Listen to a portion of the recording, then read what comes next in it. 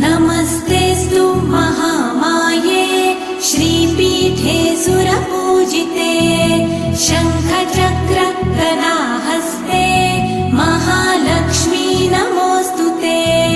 नमस्ते गरुडारूढे कोलासुरभयङ्करी